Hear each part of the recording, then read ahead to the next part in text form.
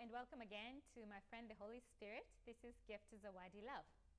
Remember, we were talking about spiritually legal or physically legal. Which one is which? So today we're going to look at another story. This time it's the story of Saul and David.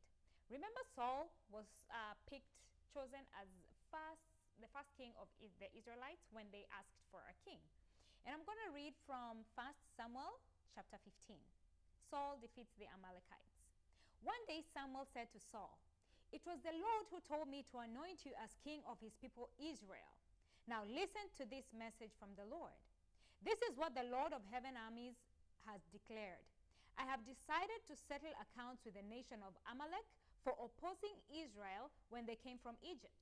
See, God remembers and he wants now to settle scores. "Now go and completely destroy the entire Amalekite nation, men, women, children, babies, cattle, sheep, goats, camels, and donkeys." So Saul mobilized his army at Telaim. There were 200,000 soldiers from Israel and 10,000 men from Judah. Then Saul and his army went to a town of the Amalekites and lay in wait in the valley. Saul sent this warning to the Canaanites: "Move away from where the Amalekites live, or you will die with them. For you showed kindness to all the people of Israel when they came from Egypt." So the Canaanites packed up and left. Verse 7. Then Saul slaughtered the Amalekites from Havilah all the way to Shur, east of Egypt. He captured Agag, the Amalekite king, but completely destroyed everyone else. Saul and his men spared Agag's life and kept the best of the sheep and the goats, the cattle, the fat cows, and the lambs, everything, in fact, that appealed to them.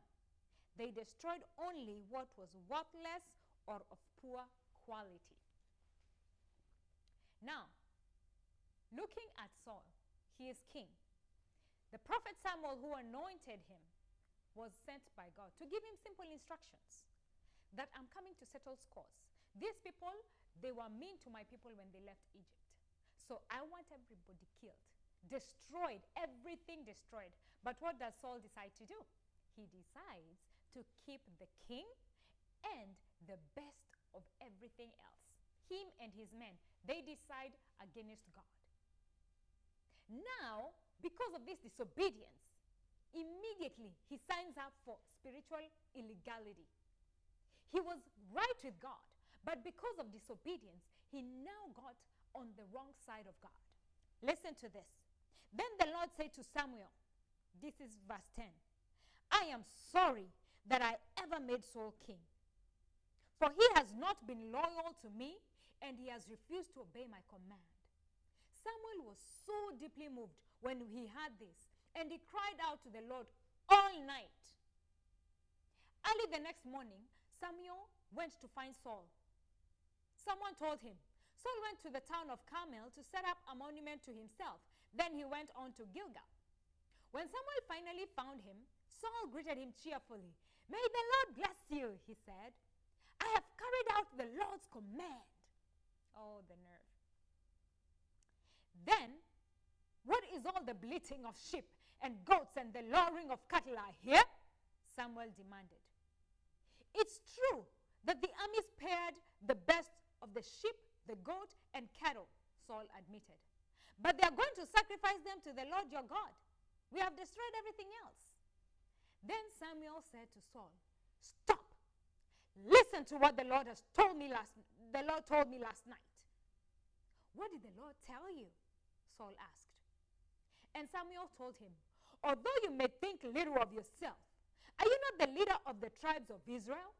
The Lord has anointed you king of Israel, and the Lord sent you on a mission and told you, 'Go and completely destroy the sinners, the Amalekites, until they are all dead.' Why haven't you obeyed the Lord?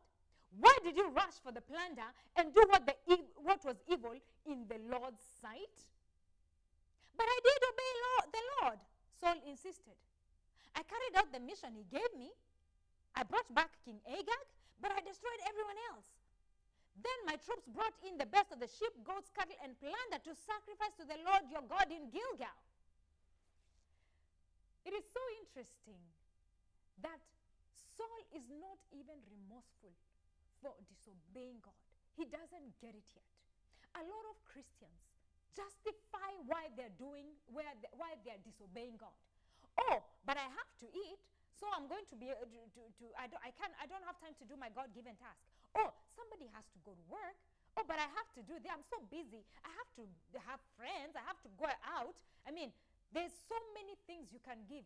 Every excuse you can give for disobeying God. But remember, anytime you disobey God's instructions, you sign up to be spiritually illegal. Anytime you say, oh, I'm just human, so I can talk the way I want to talk. Everybody else curses, you know, all these excuses that you give are only signing you for a deeper hole, spiritual illegality, and that will lead to rejection from God.